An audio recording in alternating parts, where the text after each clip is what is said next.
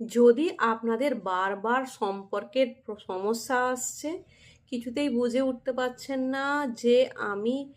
এমন কি করব, এমন কি ক্রিস্টালস ইউজ করব যাতে আমার সম্পর্কগুলো ভালো হয়, শুধু লাইফ পার্টনারের সঙ্গে বা আপনার জীবন সাথীর সঙ্গে নয়, আপনার আশেপাশে যত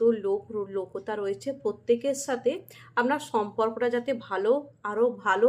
থেকে আরও ভালো হয় এবং সমস্ত সমস্যা দূর হয়, সম্পর্কের মধ্যে মিষ্টতা আসে, গভীরতা আসে, আপনি ভালো সম্পর্কের মধ্যে যান, তাহলে আপনার কি ক্রিস্টাল ইউজ করা উচিত? তাহলে আপনার ইউজ করা উচিত pink quartz. Pink quartz crystal আপনাকে নতুন ইনটিউশন পাওয়ার দেবে, আপনাকে বুঝতে সাহায্য করবে আপনার পার্টনার কীরকম, আপনার লোক আশেপাশে কীরকম, এবং আপনার সম্পর্ককে হিল করবে, আপনার হার্ট চাকরাকে হিল করবে। আর আপনি যদি শুধুমাত্র চান যে আপনার বিয়ে হয়ে যাক, আর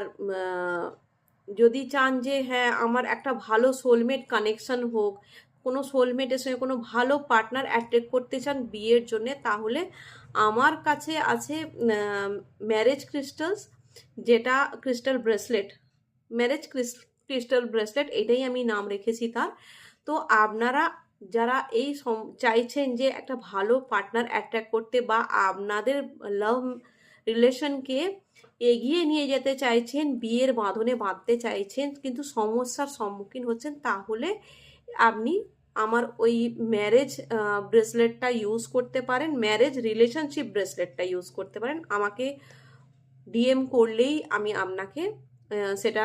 ছবিটা পাঠিয়ে দেবো, বা আপনি আমার ফেসবুক আইডিতে গিয়েও আপনি দেখতে পারেন। উষা এস ঘোষ আমার ফেসবুক আইডি, আমি সেখানে আপনাকে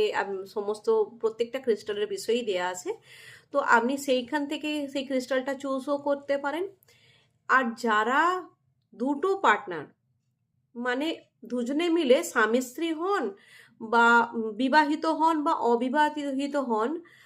বা সন্তানের সঙ্গে মায়ের হোক বা সন্তানের সঙ্গে বাবার হোক, দুটো সম্পর্ক দুটো দিক থেকেই দুজনে চাইছেন যে সম্পর্কটা ভালো হোক, বারবার ঝগড়া খুঁটিনাটি নিয়ে ঝগড়া হতে থাকছে, এটা হিল হোক, তাহলে আমি বলবো